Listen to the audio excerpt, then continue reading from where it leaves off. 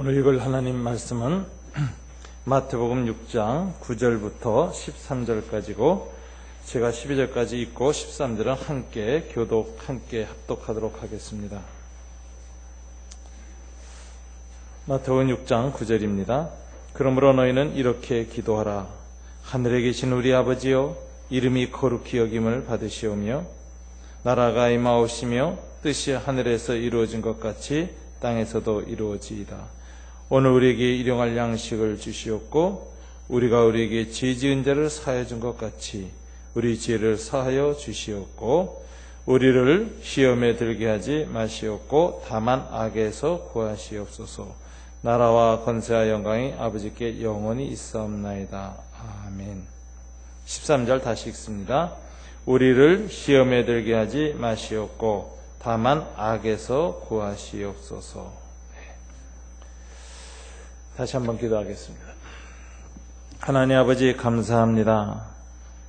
오늘도 주님 앞에 저희들이 모여서 경배와 찬양을 드리게 하시고 우리의 간구를 주님 앞에 올리게 하시니 감사합니다. 이 모든 예배를 주님 거룩한 제사로 아름다운 향기로 흠양하여 주시기를 원합니다.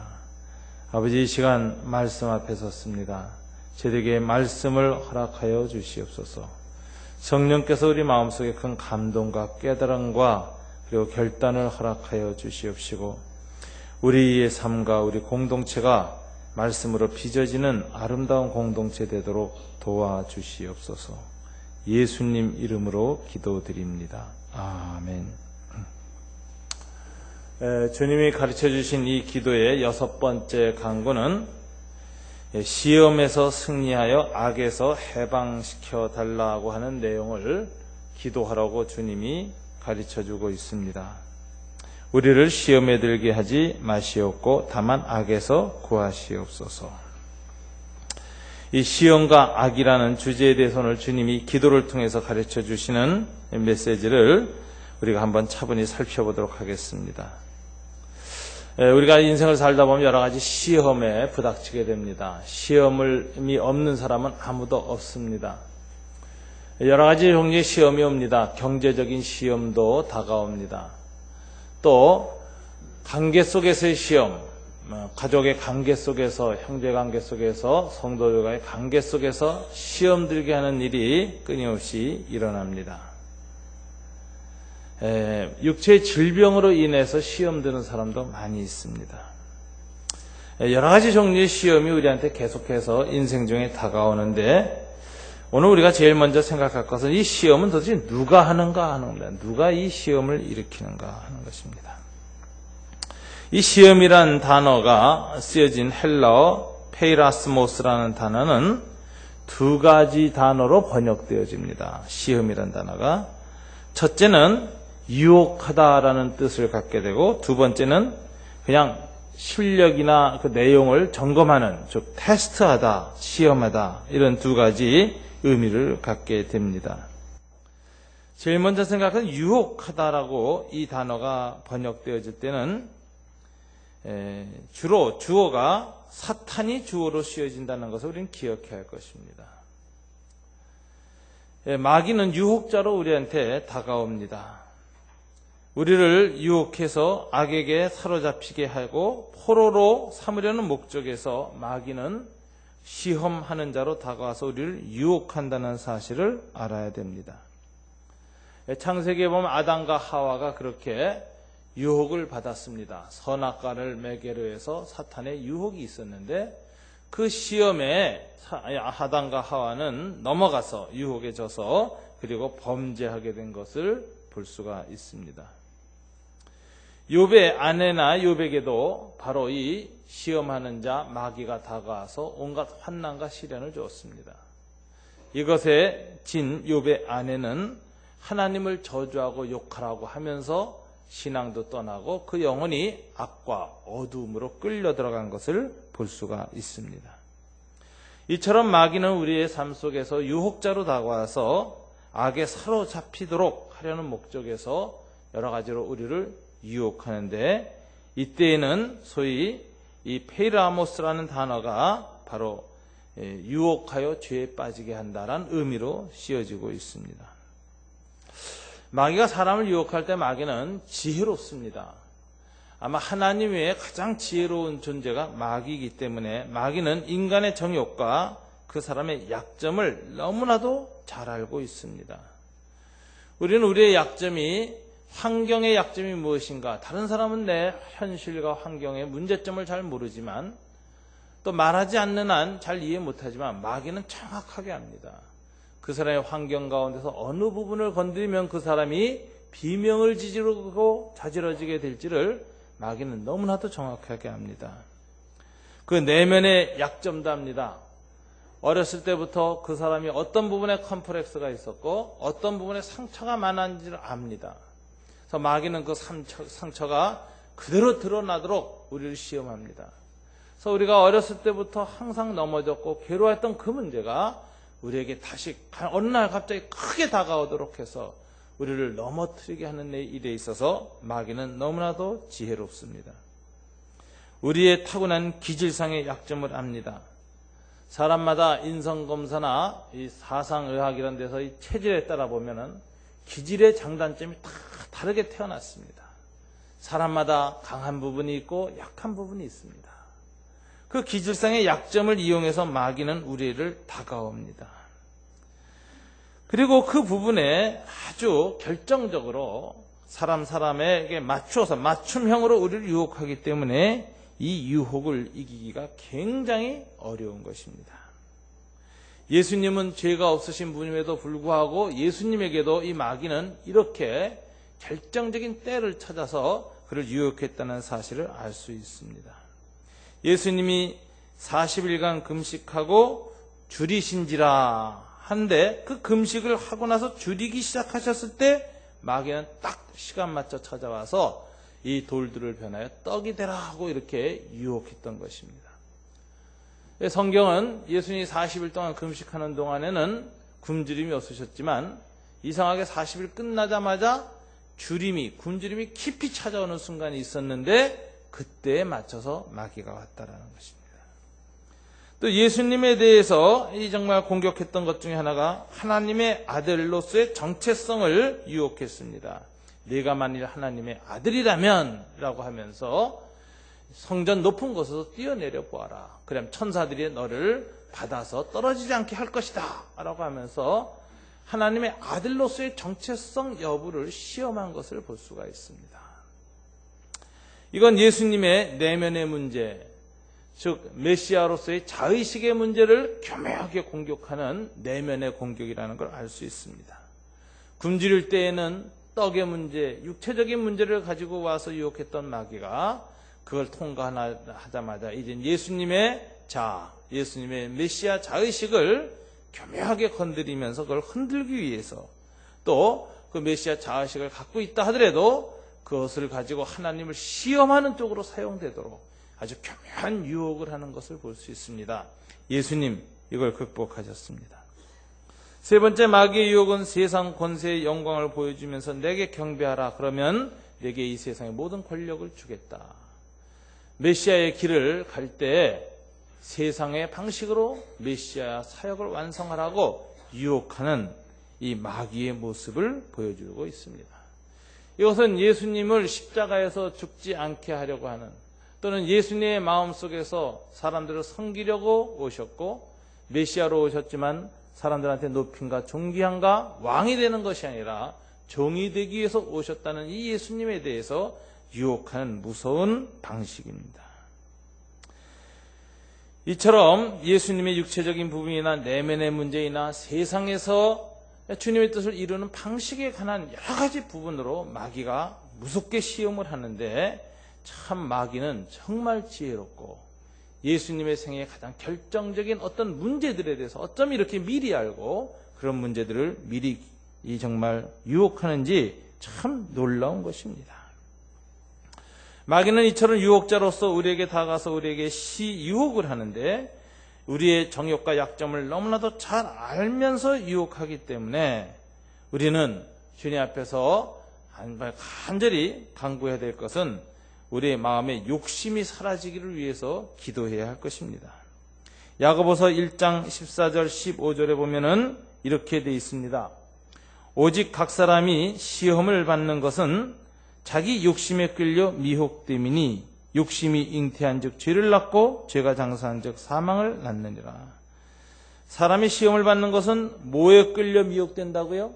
자기 욕심에 끌려 마귀에게 미혹당한다라는 것입니다.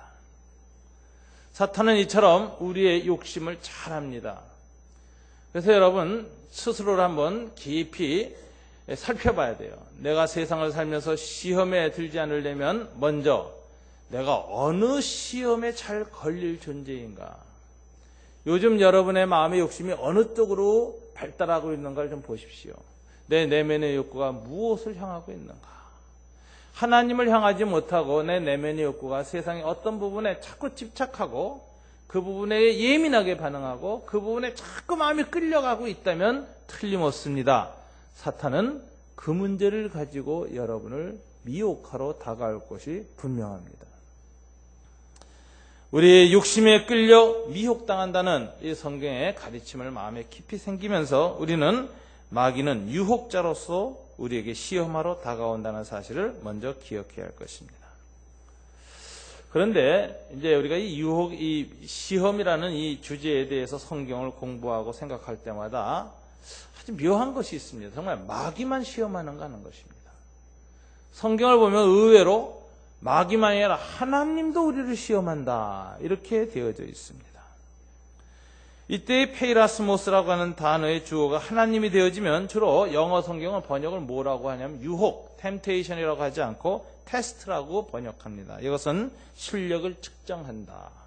그 믿음의 내용을 한번 점검해본다 이런 뜻입니다. 우리가 성경에 세 군데에 보면 성부, 성자, 성령 하나님이 시험하시는 내용이 있습니다. 창세기 22장 1절 한번 다 같이 읽어볼까요? 그 일 후에 하나님이 아브라함을 시험하시려고 그를 부르시되. 자, 하나님이 아브라함을 어떻게 하셨어요?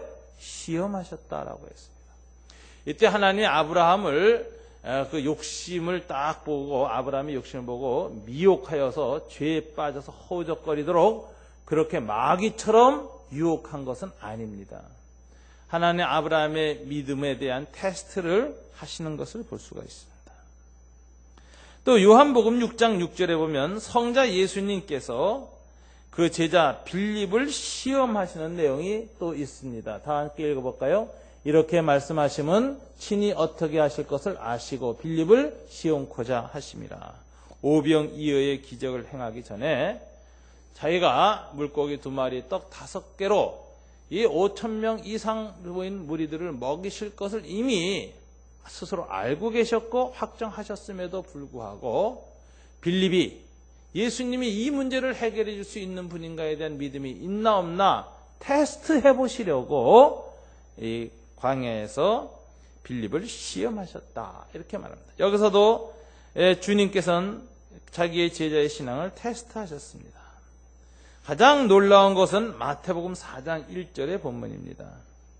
마태복음 4장 1절 다 같이 읽어볼까요? 그때 예수께서 성령에게 이끌려 마귀에게 시험을 받으러 광야로 가사. 자, 마귀에게 시험을 받으러 이끄신 분이 누굽니까? 성령님이 이끄셨다라는 것입니다. 성령 하나님이 성자 예수님을 이끄셔서 시험받는 장소로 데리고 가셨다라는 것입니다. 이거 참 신기하죠. 어떻게 성부, 성자, 성령 하나님께서 이처럼 당신의 사랑하는 아들, 당신의 사랑하는 자녀들을 마귀에게 유혹받는 장소로 이끌어 가시는가? 우리는 여기서 시험 자체를 그러므로 회피하거나 거부하거나 이상히 여길 것이 아닙니다. 왜요? 죄 없이 쓴 예수님도 성령에 이끌리셔서 시험을 당하셨다면 죄 많은 저와 여러분이야 하물며 얼마나 더 많은 시험이 있겠습니까? 그래서 예수 믿는 다음엔 시험이 없다라는 것은 거짓말입니다. 예수 믿으면 시험이 있습니다. 또 예수 믿고 성령 충만히 받으면 시험이 더 있습니다. 예수님은 요단강에서 세례를 받으시고 하나님 뜻에 순종하고 십자가에 죽기로 결심하시자 하늘문이 열리셨고 성령이 비둘기같처럼 충만히 임재하셨는데 성령의 임재를 충만히 겪자마자 성령이 이끌고 어디로 가셨어요? 광야로 시험받으러 데려갔었습니다. 그래서 이 시험은 예수 믿는 사람도 안 믿는 사람 이상으로 시험이 임하고, 예수 잘 믿는 사람, 은혜 많이 받은 사람은 시험이 더 온다라는 사실을 우린 알아야 됩니다. 그래서 그리스도인이 신앙생활 잘하면 시험이 없다, 그건 아닙니다. 시험은 누구에게나 꼭 있습니다. 시험은 피할 수 없습니다. 아브라함도 시험받았고, 예수님의 12제자 사도들도 시험받았고, 예수님조차도 시험이라는 관문을 통과하셨습니다. 저와 여러분은 모두 이 시험이라는 관문을 통과해야 하는 것입니다. 우린 여기서 왜 하나님이 시험하시는가 하는 것을 우리는 생각하지 아니할 수가 없습니다. 맨 처음에 이런 반발이 나요. 하나님은 시험 안 치고도 그 사람 신앙이 어떤지 다 알아야 하나님이고 전능하신 하나님이지 어떻게 시험을 치신단 말인가? 그럼 하나님 우리의 신앙을 깊이를 모르신다는 것인가? 하나님은 전능하고 전지하지 아니하신가? 뭐 이런 생각이 드는 것입니다. 하나님이 저와 여러분의 신앙을 몰라서 테스트하는 것이 아니라, 테스트에는 다른 뜻이 있지요. 테스트는 성숙을 위한 훈련이라는 측면이 있습니다. 여러분, 학교 선생님들이 아이들 반에서 공부하는 거 보면 대강 누가 공부 잘하는지 다 압니다. 그런데도 학교에서 시험을 칩니다. 왜 시험 치죠? 그 사람의 성적을 정확하게 실력을 알려는 목적만 있는 것이 아니라 더 나아가 시험을 통해서 그 사람의 실력을 향상시키려고 시험을 칩니다. 학생들은 시험이 있으면 실력이 늡니다. 여러분, 시험 안 치고 실력 느는 학생이 없습니다. 뭐 시험이 없어도 스스로 공부 잘해서 실력이 펑펑 느는 사람은 뭐 100에 하나, 1000에 하나 있을까 말까 합니다. 공부하는 은사나 공부하는 뭐가 아주 탁월한 사람 아니면은 참 어려운 겁니다. 그래서 하나님은 이 테스트를 통해서 그 일정한 과정의 실력을 향상시키시고 그것을 집중시켜서 그것을 성숙해 하시는 의도를 갖고 계시는 것입니다. 그래서 하나님이 이처럼 아브라함이나 빌립이나 또 예수님조차도 광야에서 마귀에게 시험 받는 것을 허락하시고, 이 시험을 허락하신 이유는 무엇일까? 저와 여러분의 신앙을 그 과정을 통해서 강하고 단단하고 성숙시키는 의도에서 시험하신다 하는 것을 우린 알아야 되겠습니다. 다만 이제 하나님께서 시험 출제자로 누구를 사용하시냐? 가끔 시험할 때 마귀를 사용하세요. 근데 마귀라는 이 시험 출제자와 감독관은 하나님의 허락을 받아서 시험 감독관으로 딱 들어오는데 목적이 실력 향상에 있지도 않습니다. 뭐 실력을 알아보려고 하는 데도 있지 않습니다. 마귀는 어디에 목적이냐? 어떻게든지 떨어뜨리려는 데 목적이 있어요. 그러니까 똑같은 시험이지만 하나님의 목적과 마귀의 목적이 다릅니다. 그래서 우리가 시험 당할 때 간혹 가다가 헷갈리는 겁니다. 정말 떨어질 것처럼 무섭게 시험이 다가오면 하나님이 정말 왜 이러시나? 뭐 이런 생각이 드는 거죠. 그런데 그렇게 시험을 집행하고 시행하는 것은 사실은 마귀다라는 것을 우리는 알아야 할 것입니다. 결국 하나님의 허락하에 테스트는 다가오지만 마귀는 이것을 테스트 정도로 삼지 않고 유혹, 넘어뜨리려고 하는 시험, 템프테이션의 기회로 삼습니다. 그래서 우리를 악의 포로로 삼으려고 하는 것입니다. 오늘 주기도문에서 주님이 뭐라고 하셨습니까? 우리를 시험에 들게 하지 마옵시고, 똑같은 기도를 다시 더 구체적으로 하시네요. 다만 악에서 구하옵소서라고 했습니다. 여기 구하옵소서라는 말은 해방되게 하여 주시옵소서 이런 뜻입니다. 그러니까 시험에 지면 악에게 어떻게 된다고요? 포로가 된다는 것입니다. 악에 사로잡힌다는 것입니다. 악의 지배하에서 신음하며 살게 된다는 것입니다.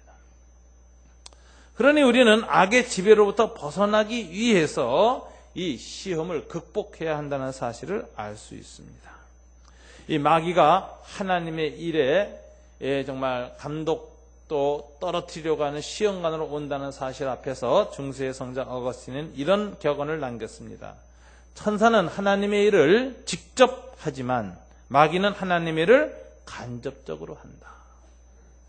이 마귀의 무서운 이 유혹을 통해서 하나님은 이것을 시련과 연단의 기회로 삼아서 우리의 신앙을 성숙시키기를 원하시는데, 이때의 마귀는 간접적으로 하나님의 일을 성취시키기도 한다라는 것을 어거스틴은 내다본 것입니다. 우리는 이처럼 하나님의 테스트와 마귀의 유혹이 동시에 중복적으로 복합적으로 일어나기 때문에 이 두 가지를 우리의 지혜로 구분하기는 굉장히 어렵습니다. 이게 구분이 안 될 땐 마귀에게 해야 할 정말 이 불평이나 힘들어하는 것을 하나님께 할 수도 있고, 또 때로는 마귀의 일을 하나님의 일로 착각해서 하나님에 대해서 오히려 우리가 더 시험에 들 수도 있는 것입니다. 이렇게 복합적으로 이해할 수 없게 신비하게 결합해서 다가오는 이 무서운 시련이라는 폭풍을 그럼 우리는 어떻게 극복해야 할 것인가 하는 것을 생각해야 할 것입니다. 첫째, 성경을 보면은 예수님의 말씀에 보면 이 시련은, 이 시험은 기도로 극복해야 된다라는 이야기를 하고 있습니다. 그래서 주기도문에 이 기도가 들어가 있는 거예요. 주기도문의 6번째 강구가 우리로 하여금 시험에 들게 하지 말아 달라고 기도해야 된다고 가르친 것 자체가 시험은 뭐로 이겨야 된다는 거예요? 기도로 이겨야 된다는 걸 주님이 아주 강력하게 가르쳐 주는 것입니다. 기도로만이 이것이 테스트이든 혹은 유혹이든 간에 극복할 수 있다고 성경은 말하고 있습니다. 대표적인 예가 겟세마네 동산에서의 예수님의 말씀입니다. 마태복음 26장 41절에 보면 겟세마네 동산에서 잠들고 있는 제자들에게 3번이나 찾아와서 깨어 일어나서 기도하라고 하시고 마지막에 이렇게 말씀하셨습니다. 다 같이 읽어볼까요? 시험에 들지 않게 깨어 있어 기도하라. 마음에는 원이로되 육신이 약하도다 하시고. 자, 깨어 기도하지 않으면 뭐에 든다고요? 시험에 든다는 경고를 한 것입니다. 깨어 기도하지 않으면 인간은 시험에 든다라는 것입니다. 아무리 사도들이라 할지라도 기도하지 않으면 시험 드는 일이 꼭 다가온다라는, 그러므로 기도해야 된다고 얘기하는 것입니다. 여러분, 이때 깨어서 기도하려면 어떻게 하라고 했느냐? 마음에는 원이로되 육신이 약하도다라고 했습니다. 사람들이 마음에는 기도하고 싶은 마음이 항상 있어요. 근데 많은 사람들이 그러면서도 기도 못해요. 이유가 뭐냐? 너무 피곤해서. 몸이 피곤한 기도 안 됩니다. 그래서 저도 금요일날 철야하고 할 때에는 되도록이면은 잠깐이라도 눈을 붙이고 와서 하려고 합니다. 그럼 훨씬 달라져요. 어제 저녁에도 집에 저는 조금 좀 일찍 일을 마치고 들어가서 한 1시간 정도 눈을 붙였습니다. 그래서 10시 반에 9시부터 10시 반까지 잠을 좀 잠깐 자고 일어나서 11시부터 와서 기도를 하니까 딴 때보다 기도가 얼마나 잘 되고 집중이 되어지고, 또 목장 보고서 낸 분들의 목장 보고서를 보고 거기에 있는 목원들의 상황을 하나하나 하나님 앞에 이름 불러가면서 간절히 기도하게 되는지, 이렇게 온 교우들의 중보 기도를 하다 보니까는 2시간이 금방 가가지고 마지막엔 기도 시간이 좀 부족하고 그랬습니다. 그래서 주님이 가르침이 참 맞는 것 같아요. 마음엔 원이로되 뭐가 약해서 깨어 기도 못해요? 육신이 약해서. 이 기도하려면 몸을 잘 관리해야 돼요. 몸을 다. 기도는 전쟁이에요. 기도는 영적 집중력이에요. 영적 투쟁이에요. 그래서 에너지를 잘 관리해서 기도할 힘을 딱 남겨놓고 기도 시간에 그 에너지를 기도로 잘 바꿔서 사용할 때 이게 깨어 기도하는 방식입니다. 깨어서 기도하려면 우리는 이 육신을 다듬어 가지고 기도에 초점을 둬야 합니다. 이렇게 깨어 기도하면 무슨 일이 있느냐? 시험에 들지 않습니다. 예수님은 3번씩이나 깨어 기도함으로 골고다의 십자가라고 하는 무서운 하나님의 테스트를 잘 견뎌내시고 하나님의 뜻을 이루어 인류 구원에 성공하셨습니다. 그러나 우리는 이렇게 깨어 기도하지 않으면 시험에 질 수밖에 없습니다. 대표적인 사람이 베드로입니다. 베드로는 3번씩이나 주님이 깨어서 기도하라, 시험에 들지 않게 기도하라고 하였음에도 불구하고 기도하지 않고 계속 졸다가 그 밤에 예수님을 부인하게 됩니다. 이 3번씩 부인하는 이 고통, 이 아픔, 이게 어디서 생겼는가? 깨어서 기도하지 않은 것이 원인이다라는 것입니다. 기도는 그런 측면에서 저축이다라는 것을 여러분 생각해 주시기 바랍니다. 기도는 저축입니다. 이자가 아주 높습니다. 그래서 미리미리 깨어서 기도로 저축을 해놓으면 여러분 자신과 여러분의 자녀들이 시험에 들지 않게 됩니다. 시험이 없을 수는 없어요. 시험이 없을 수는 없던 시험이 이렇게 정말 다가와도 바짝 붙지 않고 좀 멀리 비껴 지나갈 수 있고, 태풍이 와도 중심으로 당하는 사람이 있고 변두리에서 당하는 사람이 있는 겁니다. 멀리 당할 수 있고, 또 시험이 다가와도 피할 수 있고 극복할 수 있는 힘이 주어집니다. 그것은 뭐냐? 기도로 저축해 놓을 때 그렇습니다. 여러분, 깨어서 기도하면은 시험을 이길 수 있는 힘이 저축된다는 사실을 좀 아시고, 자녀들을 위해서 여러분 깨어 기도하는 부모가 되시길 바랍니다. 부모님처럼 자녀를 사랑하는 분들이 어디 있습니까? 여러분들이 인생을 살면서 당했던 무서운 시련 기억하시죠? 그 뼈 아프고 죽을 것 같고 절망했고 캄캄했고 원망스러웠던 그 고통의 시간들이 자녀의 생애에도 반복되기를 원하는 부모가 누가 있겠습니까? 나는 이런 시련을 겪었지만 우리 아들은, 우리 자녀들은 이 시련을 좀 덜 겪었으면 좋겠다는 것이 부모의 한결같은 마음 아닙니까? 그런 마음이 있으시다면 기도하십시오. 깨어서 자녀를 위해서 기도해 주십시오. 그것은 저축이 됩니다. 여러분, 그것을 대표적으로 보여주는 성경 기절이 있습니다. 누가복음 22장 30절 31절입니다. 예수님이 뭐라고 하셨습니까? 다 같이 읽어보실까요? 시몬아 시몬아, 이게 좀 성경 기절이 잘못된 것 같은데요. 예, 보세요. 다음 기절까지 봐야 된다. 자, 31절 다 같이 읽어볼까요? 시몬아 시몬아 보라, 사단이 밀가루듯 하려고 너희를 청구하였으나, 그 다음 기절은 이렇게 되어 있습니다. 그러나 내가 너를 위하여 네 믿음이 떨어지지 않기를 기도하였노니 너는 돌이킨 후에 네 형제를 굳게 하라. 여러분, 시험을 지금 마귀에게 당하고 있습니다. 사단이 시험의 대상자로 하나님 앞에 누구를 지목하여 청구했습니까? 베드로를 딱 이름 부르면서 청구했다고 예수님은 얘기합니다. 베드로의 마귀가 하나님 앞에 가서, 구약 시대에는 욥이었지만 신약 시대에는 제가 베드로 청구합니다. 베드로를 딱 시험 들게 할 대상자로, 시험 볼 학생으로 청구했습니다. 하나님이 허락했어요. 그래서 베드로는 이제 시험대로 가는 것입니다. 그런데 이 시험을 당할 때 누가 기도했습니까? 내가 너를 위하여 네 믿음이 떨어지지 않기를 기도하였노니 너는 돌이킨 후에 내 형제를 굳게 하라. 예수님의 기도가 있었기 때문에 베드로는 이 무서운 세 번의 시험에 실패했음에도 불구하고 다시 돌이킬 수 있었습니다. 베드로의 회개는 자기 양심에 의한 스스로의 회개가 아니라 예수님의 기도의 은총으로 회개한 것이었고, 이 시험을 겪고 나서 그는 다시 굳게 될 것이라고 주님은 약속하고 있습니다. 이 시험을 통해서 베드로는 다시 신앙이 아주 강해졌습니다. 그리고 초대교회에서 수많은 배교자들이 나오거나 시험 들어서 예수를 부인하려는 사람들 앞에 이 베드로는 회개하고 돌이키게 하고 더 믿음으로 주님 앞에 서게 만드는 위대한 격려자가 되었습니다. 베드로를 통해서 수많은 사람들이 주님께 다시 회개하고 돌아왔습니다. 연약한 성도들이 힘을 얻었습니다. 그리고 베드로처럼 그들은 시험에 들었어도 절망하지 않고 다시 회개할 수 있는 용기와 힘을 얻었고, 시험 든 사람들을 위해서 기도하는 초대교회의 위대한 영성을 친히 그 안에 체험으로 드러낸 이가 바로 사도 베드로였습니다. 여기 예수님이 미리 기도로 저축해 놓으니 이 베드로는 무서운 시험을 뒤늦게라도 이길 수 있고 극복할 수 있는 길을 열었습니다.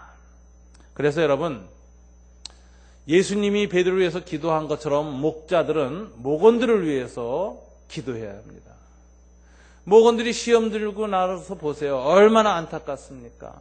얼마나 무서운 일을 당했습니까? 어려운 일 많이 당했습니다. 지난주 시간에도 제가 알기에 두 분이 아주 중대한 교통사고를 당했습니다. 한 분은 물리치료만 받는 상태는 되고, 한 분은 지금 원광대병원 중환자실에 입원해 있습니다. 뒤에서 버스가 받아서 차가 중앙분리대를 넘어서 튀어나갔는데 맞은편에서 온 차가 또 쳤어요. 차가 얼마나 부서졌는지 그 구조하러 온 사람들이 이걸 뜯어서, 차를 뜯어내고 사람 건져냈는데 이상하게 멀쩡합니다. 그래서 지금 원광대 병원에서도 이분 틀림없이 산다고 이렇게 얘기를 하세요. 머리가 아프다는데 CT 촬영, MRI 촬영해봤는데 아무 이상이 없어요. 자, 여러분. 자, 이런 것들이 저는 참 기도의 힘이다 하는 생각이 듭니다. 지난주에 저도 사천성에 이 지진 난 곳에 갔다가 큰 사고가 터졌습니다. 마침 타고 가던 차가 한밤중에 6시간 걸려서 이 고속도로를 가는데 그 지진 난 곳이 이러다 보니까 도로 사정이 여의치 않고 그래가지고 그랬는데 차 한 대가 앞바퀴가 터졌어요. 그래서 차가 3바퀴를 고속도로에서 돌았습니다. 뭐 틀림없이 맞은편에 차가 왔었으면 캄캄한 밤중에 죽는 건데 바로 그 차에 홍정길 목사님이 타고 계셨습니다. 홍정길 목사님, 강경민 목사님, 또 손은 목사님이라고 우리 한국계 아주 중요한 지도자들이 타고 있었습니다. 아찔한 순간이었어요. 많은 성도들의 기도가 있었기 때문에 이런 시험을 당해도 우리는 시험을 피할 수 있었고 시험이 다가와도 멀찌감치 지나가게 되어졌고 시험을 극복할 수 있었다. 이 모든 것은 기도의 축적이 있었기 때문입니다. 여러분들이 목회자들을 위해서, 여러분들이 자녀를 위해서, 그리고 목회자와 목자들이 이 목원들과 교인들을 위해서 이름 부르며 끊임없이 기도하는 것은 문제를 당한 것만 위해서 기도하는 것이 아니라 미리 예방하는 것입니다. 기도를 저축해 놓으십시오. 그러면 여러분들에게 이 시험, 여러분들의 자녀에게 시험은 좀 여러분이 겪은 것보다 훨씬 낫게 쉽게 극복할 수 있도록 하나님이 도우실 것입니다. 마귀가 너무 지혜롭기 때문에 시험을 언제 거는지 아세요? 그 사람의 기도 계좌를 딱 마귀가 열어봅니다.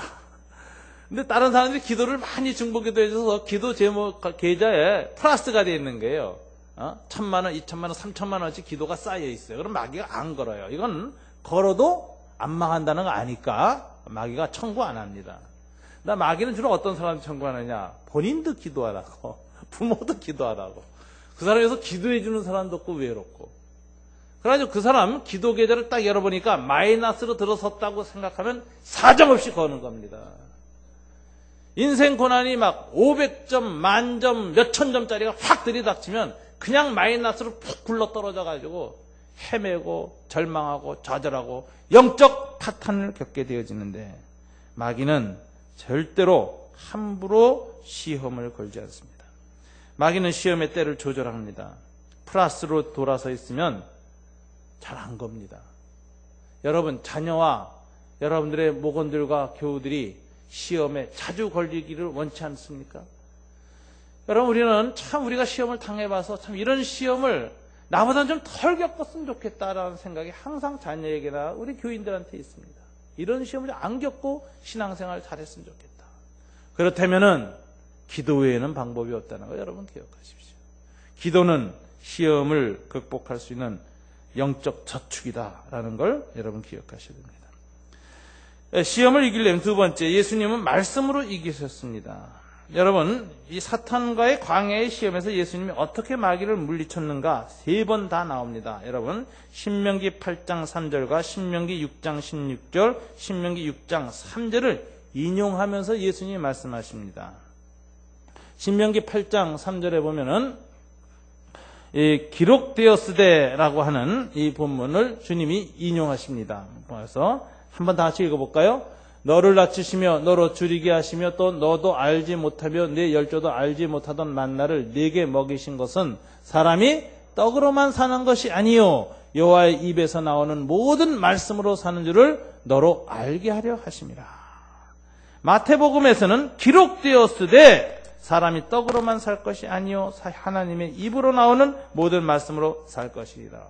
예수님은 구약 성경을 인용하시는데 그냥 인용하신 것이 아니라 기록되었으되라고 하면서 인용하셨어요. 기록된 것에 대한 성령의 거룩한 영감을 인정한 것입니다. 그래서 성경은 하나님의 입술에서 나왔을 때만 말씀이 아니라 성령의 영감을 받은 성경 기자들이 기록된 문서 자체, 소위 정경으로서의 성경 그 자체가 권위가 있다는 걸 예수님이 인정한 것입니다. 기록된 성경. 이걸 인용하셨습니다. 신명기 6장 16절을 두 번째 시험에서 또 인용을 하셨습니다. 신명기 6장 16절 다 읽어볼까요? 너희가 마사에서 시험한 것 같이 너희 하나님 여호와를 시험하지 말고. 마귀가 예수님을 시험합니다. 네가 만약 하나님의 정말 아들이 되면 성전 높은 곳으로 뛰어내려라. 그러면은 시편에 인용된 것처럼, 그래서 마귀가 시편을 인용했어요. 91편 11절 12절을 인용하면서 천사들이 네 발을 지킬 것이라고 성경이 말하지 않느냐. 한번 뛰어내려 봐라. 만일 예수님이 뛰어내렸다면 하나님의 아들로서의 자아, 하나님의 아들로서의 자기 정체성을 의심하고 있다는 증거가 되는 거죠.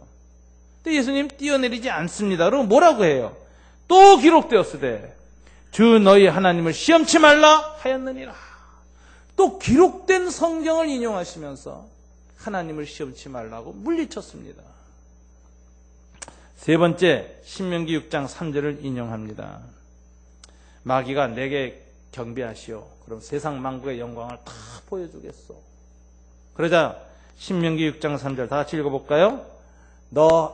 내 하나님 여호와를 경외하며 섬기며 그 이름으로 맹세할 것이니라. 이걸 인용하시면서 기록되었으되 주 너희 하나님께 경배하고 다만 그를 섬기라 하였느니라. 이렇게 되어 있습니다.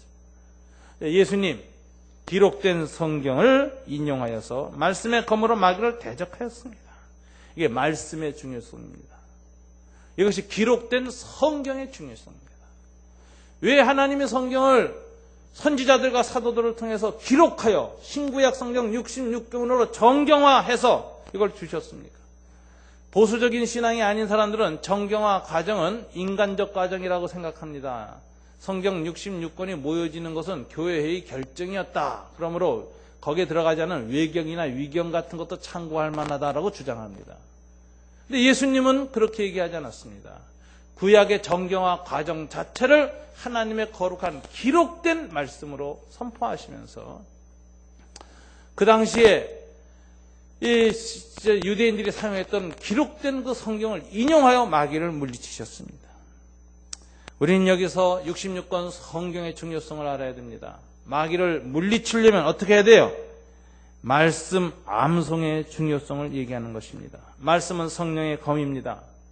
성령께서 우리가 기도를 많이 하면 시험이 좀 덜 오거나 와도 이제 곁으로 지나가는데 그럼에도 불구하고 정면으로 맞부닥칠 수밖에 없을 때가 있습니다. 그땐 두 번째 무기가 뭡니까? 말씀이 나와야 돼요. 말씀이. 그래서 성경 암송을 많이 해놓고 평소에 성경을 많이 읽어놓고 성경이 탁탁탁탁 입에서 나올 수 있을 만큼 성령의 칼이 우리 마음 안에 수없이 꽂혀 있어야 됩니다. 여러분 무기고에 이 말씀의 칼이 얼마나 많은가 보세요. 여러분 부엌에도 보면 칼이 여러 종류더라고요. 요리 잘하는 사람 집에 가보면 칼이 사시미 떼는 칼부터 닭뼈 부러뜨릴 칼까지 아주 다양한 칼이 있어요. 여러분 마음속에도 하나님 말씀이 여러 가지로 새겨져 있어야 됩니다. 성령께서 딱 보시고 마귀의 유혹에 따라서 칼을 바꿔 쓰세요. 어떤 때는 사시미 칼도 쓰시고 어떤 때는 꼬챙이 칼도 쓰시고 어떤 때는 도끼 같은 칼도 쓰십니다. 그렇게 말씀이 탁탁 나오도록 되어져야 마귀를 이길 수 있다는 사실을 기억하십시오. 시험을 이기려면 말씀이 우리 안에 깊이 있어야 됩니다. 세 번째는 깨끗함으로 시험을 이길 수 있습니다. 야고보서 4장 7절에 뭐라고 말했습니까? 야고보서 4장 10절 그런즉 너희는 하나님께 순복할지어다 마귀를 대적하라 그리하면 너희를 피하리라. 다시 한번 읽어볼까요? 그런즉 너희는 하나님께 순복할지어다 마귀를 대적하라 그리하면 너희를 피하리라.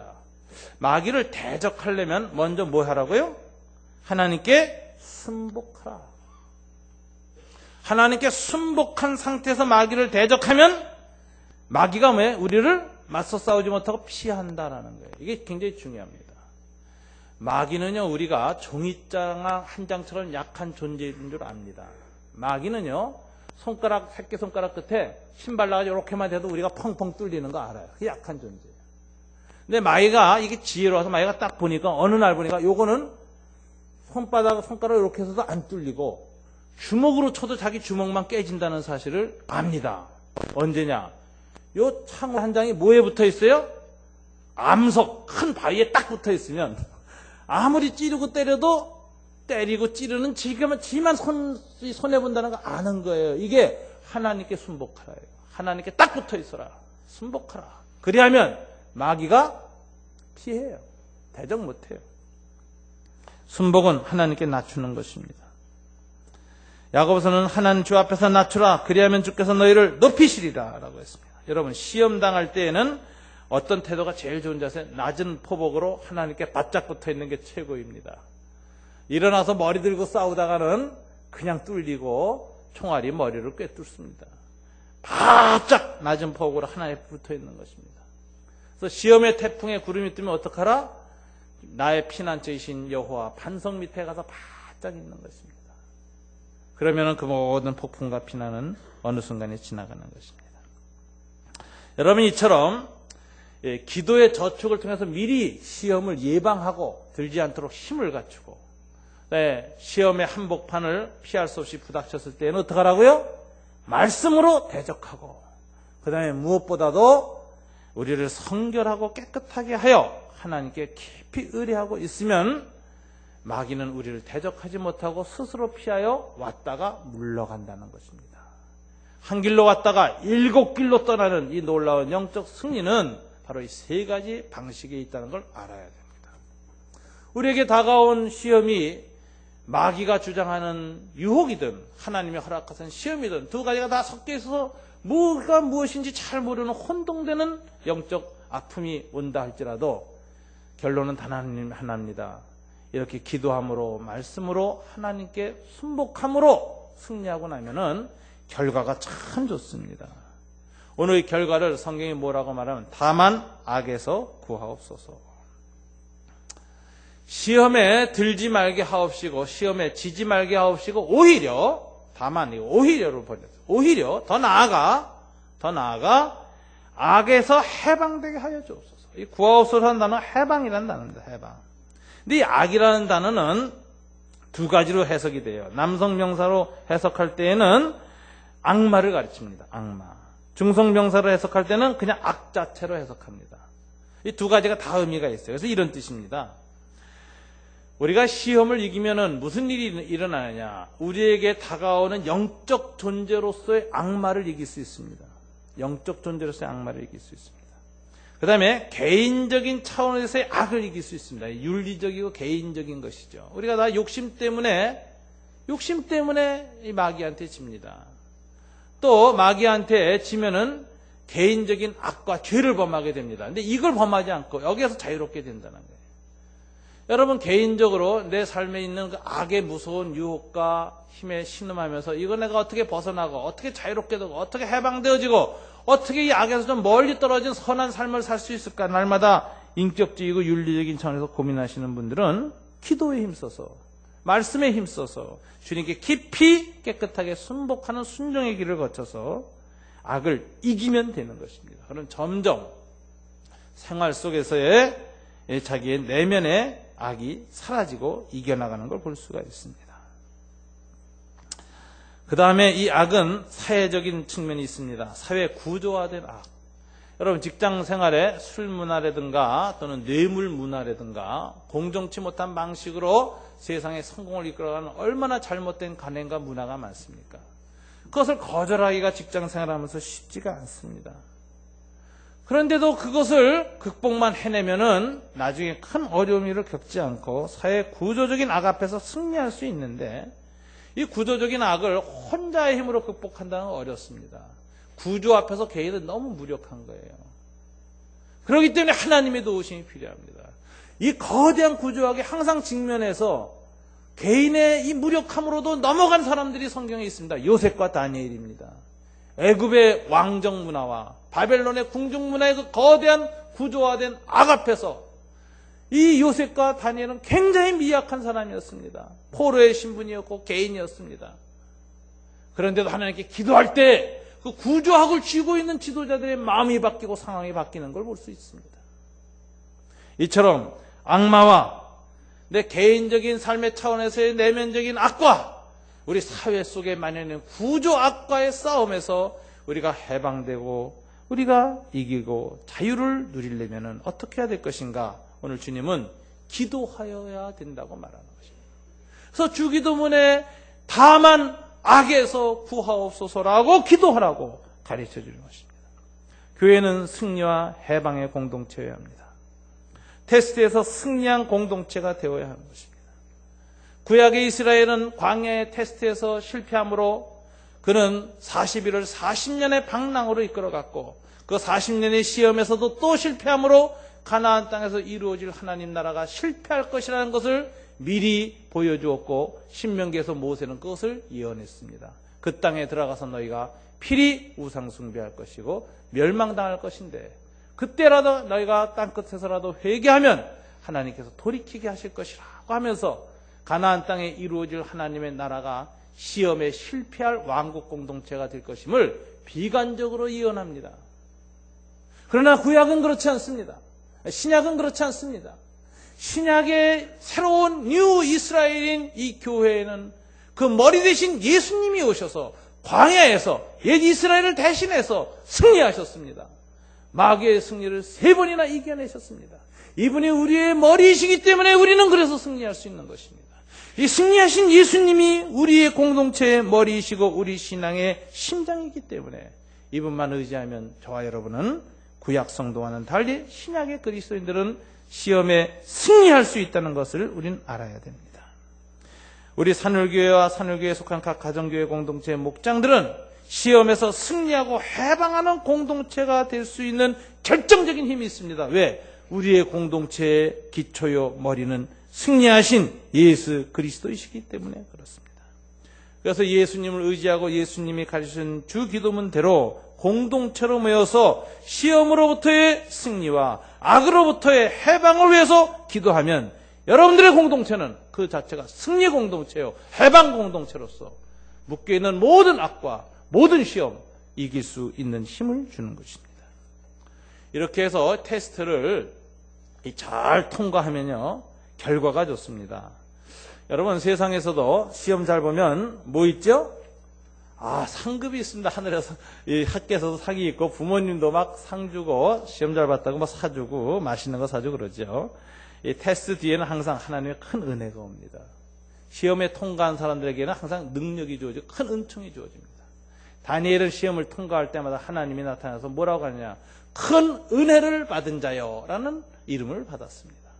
저와 여러분에게 하나님의 큰 은혜와 능력이 임하기를 주님 이름으로 축원합니다. 여러분 시험에서 승리하시기를 바랍니다.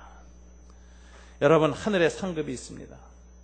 그래서 이 세상 사는 동안에 하나님의 큰 은혜와 능력으로 승리하고 시험을 이기고 내세에서는 하늘에 상급이 있으니 이걸 우리 한국 속담에서는 도랑치고 가지 잡는다.